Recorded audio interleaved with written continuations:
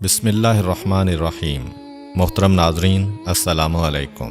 ایک یہودی کو رسول خدا صلی اللہ علیہ وآلہ وسلم سے چند دینار قرض واپس لینا تھا۔ ایک دن آپ راستے میں جا رہے تھے کہ وہ یہودی آپ کے پاس آیا اور اس نے کہا، جب تک آپ میرا قرض ادا نہیں کریں گے اس وقت تک میں آپ کو یہاں سے نہیں جانے دوں گا۔ نبی اکرم صلی اللہ علیہ وآلہ وسلم نے فرمایا، اس وقت ادائیگی کے لیے میرے پاس کچھ بھی نہیں ہے۔ یہودی نے کہا، جب تک آپ میرا قرض واپس نہیں دیں گے میں بھی آپ کو یہاں سے جانے نہیں دوں گا۔ آپ نے فرمایا، اگر یہ بات ہے تو میں تیرے ساتھ یہیں بیٹھ جاتا ہوں۔ یہ کہہ کر آپ اس کے ساتھ بیٹھ گئے۔ جیسے جیسے وقت گزرتا گیا آپ کے صحابہ وہاں جمع ہوتے گئے۔ جب انہوں نے یہودی کی یہ جسارت دیکھی تو انہوں نے اس کو سزا دینے کا ارادہ کیا۔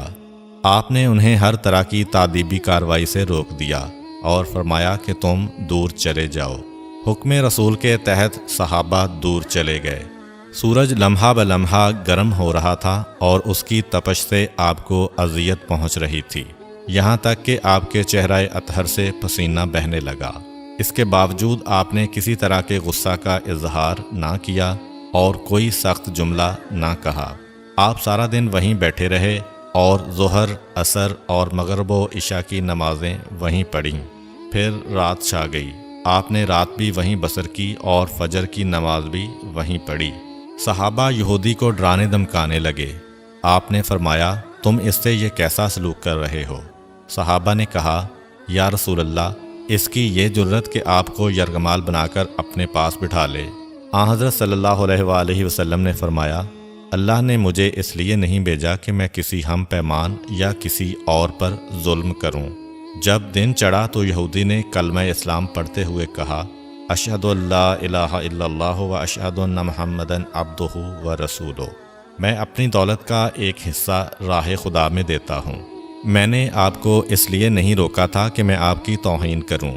اس ذریعے سے میں آپ کے پیمانہ صبر کو آزمانا چاہتا تھا، کیونکہ تورات میں نے آپ کی یہ صفت پڑھی ہے، محمد بن عبداللہ مکہ میں پیدا ہوگا اور طیبہ کی طرف ہجرت کرے گا۔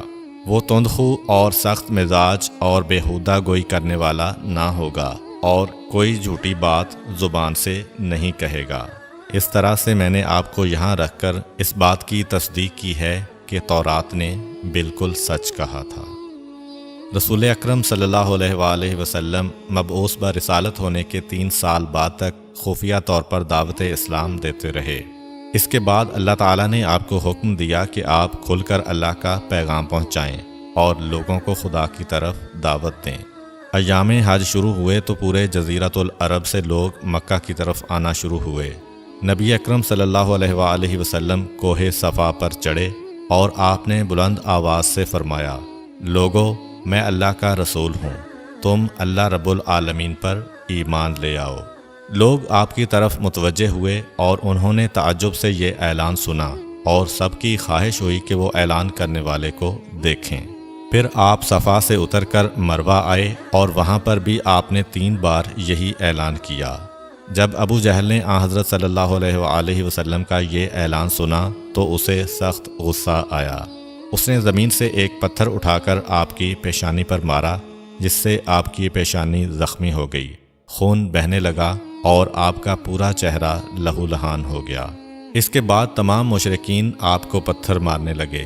نبی اکرم صلی اللہ علیہ وآلہ وسلم مجبور ہو کر کوہ ابو قبیس پر چڑھ گئے اور ایک چٹان کے پیچھے جا کر چھپ گئے۔ مشرکین نے بھی آپ کا تعاقب کیا لیکن آپ انہیں کہیں دکھائی نہ دیے۔ ناکام و نامراد ہو کر انہیں واپس آنا پڑا۔ اسی اثناء میں ایک شخص نے حضرت علی علیہ السلام کو اس واقعہ کی اطلاع دی اور کہا کہ میرا خیال یہ ہے کہ محمد مارے جا چکے ہیں، نعوذ باللہ۔ یہ سن کر حضرت علی علیہ السلام کو شدید دکھ ہوا اور آپ ام المومنین حضرت خدیجہ الکبریٰ سلام اللہ علیہ کے پاس آئے اور ان سے کہا، میں نے سنا ہے کہ مشرکین نے رسول خدا صلی اللہ علیہ وآلہ وسلم پر سنگ باری کی ہے اور بعض لوگوں کا یہ گمان ہے کہ نبی اکرم شہید ہو گئے ہیں۔ آپ روٹی پانی اٹھائیں اور میرے ساتھ انہیں تلاش کرنے کے لیے چلیں، ممکن ہے ہمیں ان کا کہیں نشان مل جائے۔ آپ وادی پر نظر رکھیں اور میں پہاڑ کے دامن میں آپ صلی اللہ علیہ وآلہ وسلم کو تلاش کرتا ہوں۔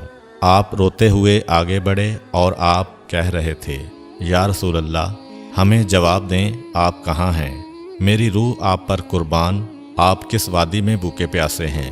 آپ نے مجھے اپنے ساتھ کیوں نہ لیا تھا؟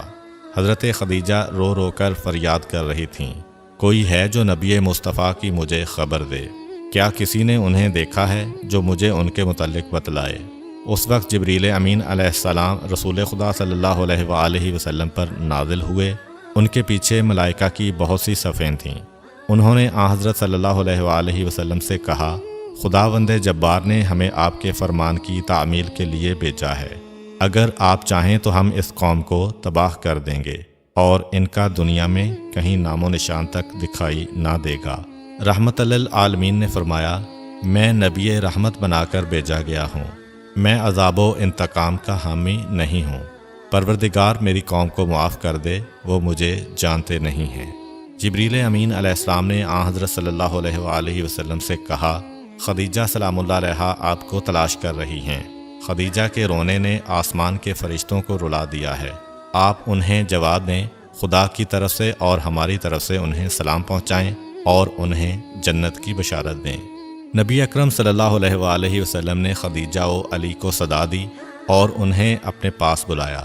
دونوں شخصیات آپ کی خدمت میں حاضر ہوئیں۔ انہوں نے آپ کی پیشانی پر پٹی باندھی اور گھر لے آئے۔ جب مشرکین کو معلوم ہوا کہ نبی اکرم صلی اللہ علیہ وآلہ وسلم اپنے گھر آ چکے ہیں تو انہوں نے گھر کا محاصرہ کر لیا اور سنگ باری شروع کر دی۔ حضرت علی علیہ السلام اور حضرت خدیجہ سلام اللہ علیہا آپ کا دفاع کرنے لگے۔ جب سنگ باری میں معمولی سا وقفہ ہوا تو حضرت خدیجہ گھر سے نکلیں اور انہوں نے چیخ کر کہا، فرزندان قریش، کیا تم سے حیا رخصت ہو گئی ہے؟ تم اپنے قبیلہ کی معزز اور محترم خاتون کے گھر پر سنگ باری کرنے لگے ہو۔ اگر تمہیں خدا کا خوف نہیں ہے تو دوسرے لوگوں کو اپنے اوپر ہنسنے کا موقع نہ دو اور اپنے لیے ہمیشہ کی ذلت و بدنامی تو نہ خریدو۔ جب مشرکین نے حضرت خدیجہ سلام اللہ علیہا کی گفتگو سنی تو ندامت کے مارے ان کے سر جھک گئے اور وہ شرمندہ ہو کر اپنے گھروں کو چلے گئے۔ نبی اکرم صلی اللہ علیہ وآلہ وسلم نے دعوت اسلام کا آغاز ان روح فرسا واقعات کے ساتھ کیا تھا۔ آپ پر کروڑوں سلام ہوں۔ آپ نے لوگوں کو گمراہی و ضلالت سے بچانے کے لیے قدم قدم پر تکالیف اٹھائیں اور صدمے برداشت کیے۔ امید کرتا ہوں کہ آپ کو آج کی ویڈیو اچھی لگی ہوگی۔ اگر آپ کو ہماری ویڈیو اچھی لگی ہے تو ویڈیو کو لائک کریں اور مزید اس طرح کی ویڈیوز دیکھنے کے لیے ہمارا چینل سبسکرائب کر لیں۔ ملتے ہیں نیکسٹ ویڈیو میں، اجازت دیجیے، اللہ حافظ۔